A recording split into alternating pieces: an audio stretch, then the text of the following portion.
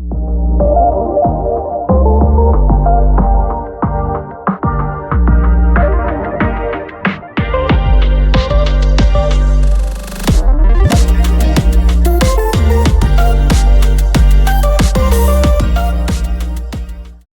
and welcome to this week's Big Six Premier League Sit Down Awards.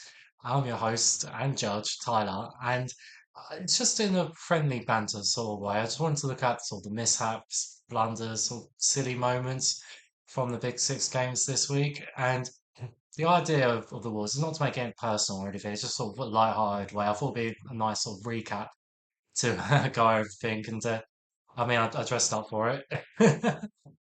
But yeah, so nothing personal, just sort of light-hearted, and made 10 categories for it. And first time doing this, so we'll see how it goes. But yeah, the 10 categories for it are up on the screen now. And the team that gains the most points, I hope will help the football fans out there, you viewers, to give you sort of a sense of direction next week of where you can point the jokes to, see who's the most deserving on some friendly banter with your friends and family.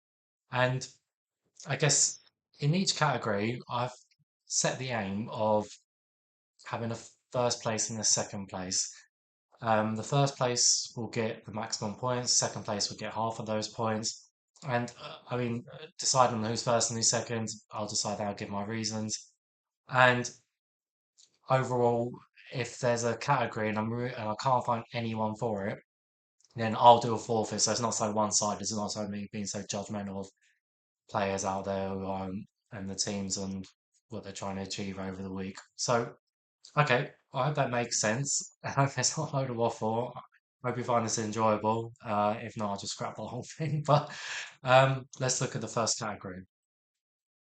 So, first one is lost to a loser side. So the nominees are Spurs and Liverpool because they're the only two that lost. So that lost to a lower side as well. So I mean, first place here, I think is quite easy for me. So some people might feel that Liverpool should be first place because of how horrendous United have been over the past year of Amorim in charge, and Ten Hag says some as well. So it could be even longer. Actually, you could say that, but it's a derby. Liverpool United games are always like to and fro one way or the other. I was watching that game and it was so end to end and so hectic, and so I feel like it's got to be Spurs in the first place, just because it's got the derby energy, Liverpool and United.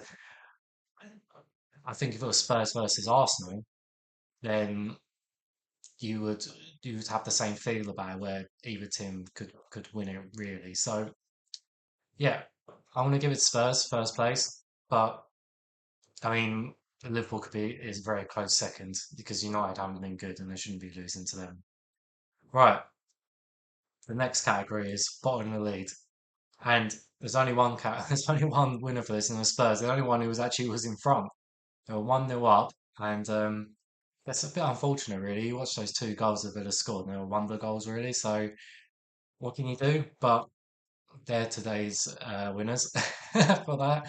So a bit unfortunate to concede against two wonder goals, but none of the other big six sides were in front and bottled it. So well done, Spurs. Good luck to you. So and right, onto the third category is the two or more goals award.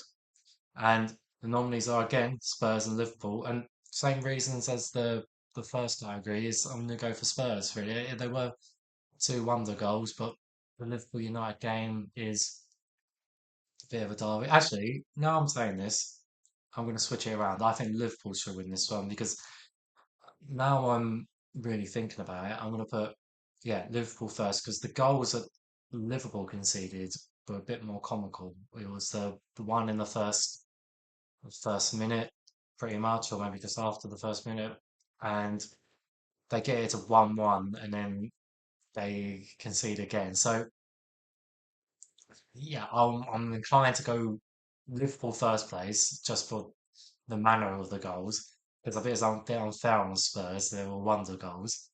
And there's not a lot you can do about that. I know as an Arsenal fan, when we played against Liverpool, it was like the Szoboszlai goal. What can you do about it? The wonder goal. So Liverpool is the winners for this. Well done to them. Spurs a close second. Now, this is one I'm not looking forward to. I made a category called Goalless performance, thinking, okay, law of averages, six teams here. One of them's probably not going to score, but they did. All of them scored. So I'll do a forfeit for this one, and I'll show the forfeit at the end what it's going to be.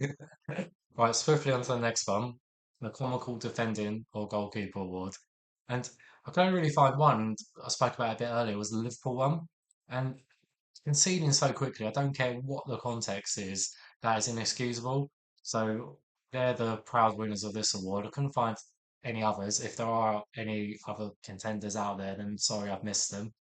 And but I mean, it was so quick. I probably still heard the echo of the referee blowing the whistle or echoes of "You Never Walk Alone." It was that quick. So well done to Liverpool. The award's yours.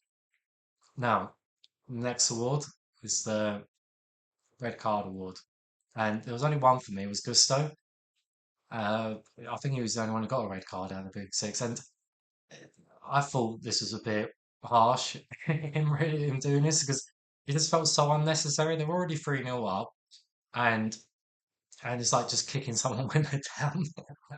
It's just and especially with the context of what happens afterwards with Ange getting sacked. So it's like, do you really need to do that? Do you really need to be have that conduct in a game where you're kicking someone? And I think it was a kick anyway. They did to get their second yellow card, if my memory's right. It kind of I don't know the context between I didn't properly watch the full game, so maybe there was a bit of back and forth with those players and or something, I don't know, but it looked very unnecessary to me. And it kind of going off the idea of kicking someone with their dad, it kind of reminds me, I don't know if anyone remembers that Simpson meme where you've got the kids going, stop, stop, he's already dead, stop. It just kind of reminded me of that, like just, yeah, kicking someone down. Um, right, on to the next one. Well, the Miss of the Week award. And I think I had a few nominees for this. First one's Haaland. Now, you're thinking that's a bit mental because he scored 2 goals in the game. But if you watch the highlights of that game, or if you just watch the game in general, I didn't unfortunately didn't get to watch all the game, but it's he had this chance right at the end, and you think a player of his capability, arguably the best striker in the world at the moment, he should be scoring that.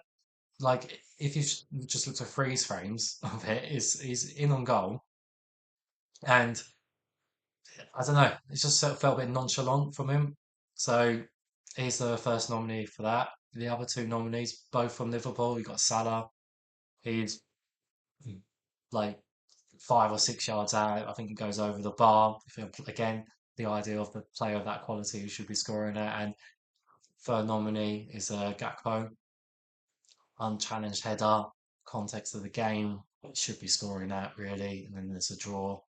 So, I mean, my winner for this is Gakpo in first place. It's just, yeah, I think the context of the game, you look at it, he's got so much space around him. The header doesn't look anywhere near going in. So he's the proud winner in first place, and then for second place, and we'll put two Liverpool's an insult to injury there. I think Haaland is the more worthy winner of second place. It's just, yeah, he looked in on goal. He should be scoring out a player of his quality. I think the Salah one, there's kind of players around him, so maybe could be a bit more forgiving there. Now, the other one, next award, I've got the fake injury or diving awards. And uh, again, there's quite a few nominees for this. I put Gyökeres in. I felt there was a couple of times in there where he, he was in, he was kind of in on goal and he gets a challenge. He kind of half goes down. I think maybe credit to him, he gets back up. But then to me, again, I could be wrong. It may feel differently, or maybe others feel differently about it. Is kind of throws himself to the ground after like he gets up. I think he realizes, oh, I can't really get my balance, I can't get my shot off. And to me, it looked like he just threw himself down. So that's the first nominee for that. And then I've got the other twos for both from the United. One from Bruno. I feel like there was I think a moment in the second half.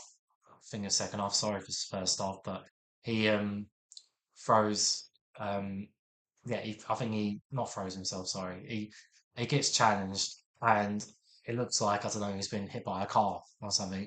And then you kind of watch the replay, and then it looks like he throws his foot up against his leg, and to him, it always feels so over the top. So I'm proud to nominate him for this. And the other one was Cunha right at the end. Is he? I think he fakes having cramp and he's just trying to stop Liverpool gaining the momentum. But for me, I'm going to make Bruno the winner of this prestigious award, the fake injury one. And I'll give it Arsenal as the second one to win the put over United. Um, Second to last one for me is the boast bad post match award, and I thought there was only really one nominee here and winner is Thomas Frank was not a moment really, but I was listening to his press post match press conference, and I don't know, I got this whole kind of laid back nonchalant feel from him. Now I don't know if that's his style. I haven't watched a lot of him, so maybe this is a bit undeserving. But they've had a couple of draws recently. They've lost against Villa, and Villa haven't been great this season, in my opinion. And the tone of all of it was a bit like, oh yeah, you know, won the goals, did our best, fans were behind us. It just felt the whole tone of it just felt so laid back. And as I, if I was a Spurs fan, I'd want to manage to have a bit more energy. I think it's the best way to describe it. There's a bit more energy about it. I think you could have said the same stuff, a bit more energy about it. I feel like it just, I don't know. To me, it may just be a style. To me, it just felt a bit too laid back. So, and then if I was a Spurs fan, I kind of be, I don't know, I'd feel bit annoyed over it. But maybe a style, maybe I'm being unfair. Now the last one, it's sort of a catch-all award. So if anyone's done something that doesn't go fall into any other category, but I've called it the Howler of the Week. And I feel like maybe this is a bit of a stretch, this one. But I found it a bit funny was in the Chelsea game when they're giving the paper around in the second half. And I just thought it was a bit silly because I didn't know why they just didn't whisper into each other's ear. Like it just felt, I don't know, it just looked a bit comical, I guess, giving out uh, a bit of a notepaper to someone and then they're reading it and then they throw it on the floor and then Reece James picks it up later and then he has a moment where he doesn't know what to do with it and it just felt a bit unnecessary. But yeah, so they're the winner of the Howl of the Week. And that's it. That's the 10 categories over. So overall, if you look at the points and I'll get up on the screen, you'll see Spurs are the winner. So I hope that helps you going into next week before the next game week, knowing sort of where to direct sort of some friendly banter towards people. And yeah, I hope I hope this wasn't rubbish. I hope people enjoyed this. And yeah, thanks for watching.